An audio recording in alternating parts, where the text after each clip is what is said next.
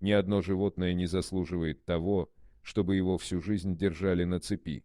Есть много видео о жестоком обращении с животными, и каждое из них заставляет всех злиться и грустить. Такие животные, как лев, тигр и слон чаще, чем домашние, являются жертвами такого отношения. Ведь их забирают в цирки и сажают на цепи просто для развлечения людей. В этом видео рассказывается история пумы, которая всю свою жизнь была прикована цепью, но в конце концов была спасена. Наблюдать за тем, как животные выполняют трюки, забавно, но почти каждый может согласиться с тем, что цирки сейчас широко критикуют. В конце концов, цирковые животные часто подвергаются жестокому обращению, и они страдают от множества проблем со здоровьем. Некоторые страны, такие как Перу, запретили использование диких зверей в любых цирковых представлениях. Но не все в этой стране играют по правилам. Один маленький цирк в Перу избегал пристального внимания властей и игнорировал закон ради собственной выгоды и прибыли, и его животные поплатились за это. Пума Муфаса, например, была прикована цепью к кузову грязного грузовика и вынуждена была выступать в течение многих лет. Но затем прибыла группа незнакомцев, и зверь ухватился за этот шанс. Если бы мир всегда был справедливым, Муфаса провел бы всю свою жизнь в окружении деревьев и бродил бы по дикой местности за ежедневными обедами. Вместо этого бедная дикая кошка жила полной страданий жизнью. О том, как британка выращивает дома таких кошек, можно узнать в этом посте. Похищенный из дикой природы детенышем Муфаса провел 20 лет прикованным цепью к кузову пикапа. Его единственным спутником было старое проржавевшее цирковое оборудование. Его использовали в качестве зрелища, перевозя из одной отдаленной деревни в другую, чтобы на него глазели в рамках шоу.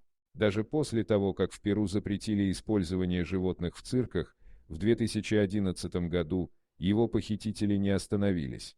Поскольку цирк продолжал оставаться в тени в течение многих лет, было мало надежды на то, что Муфаса когда-нибудь сможет размять ноги или свободно передвигаться. Так было до одного дня, в апреле 2015 года. Международная организация защитников животных получила наводку о цирке, незаконно действующем на севере Перу. Защитники животных объединились с сотрудниками полиции для проведения внезапного рейда. Как оказалось, на карту было поставлено нечто большее, чем спасение Муфасы.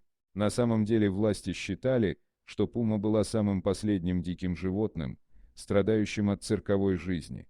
Поэтому этот рейд был в некотором смысле символическим.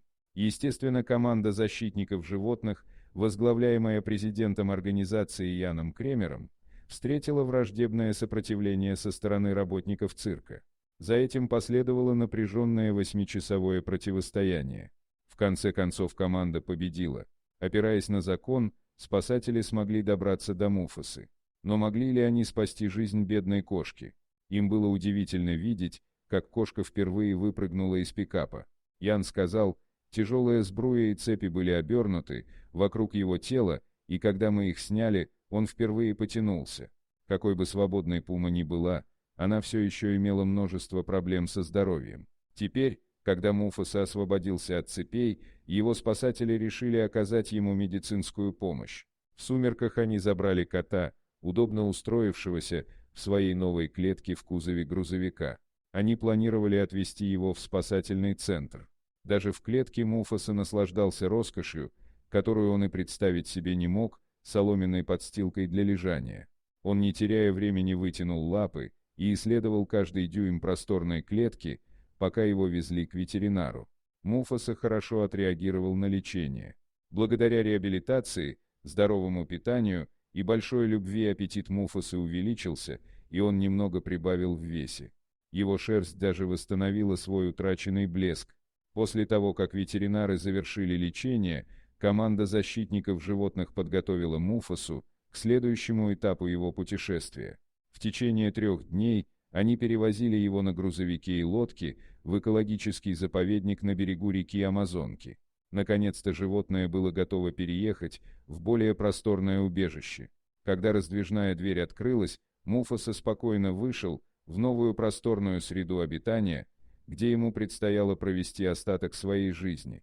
Ему нужно было наверстать упущенное за 20 лет, и у него наконец-то нашлись время и место для этого. К сожалению, эти 20 лет нанесли ущерб пуме. Несмотря на то, что она получила медицинскую помощь, почечная недостаточность и старость вскоре настигли ее. Всего через 7 месяцев после своего спасения Муфаса скончался. Вскоре после этого Международная организация защитников животных опубликовала сообщение: «Нам так жаль, что он не проводил больше времени в лесной среде обитания, но настоящая трагедия была бы, если бы он вообще никогда не испытал этой свободы». Почему пума не боится даже медведя, можно узнать здесь. Спасибо за просмотр, подписывайтесь на канал, где вы найдете еще много интересного, а также ставьте лайки и пишите комментарии, что думаете по поводу этой истории.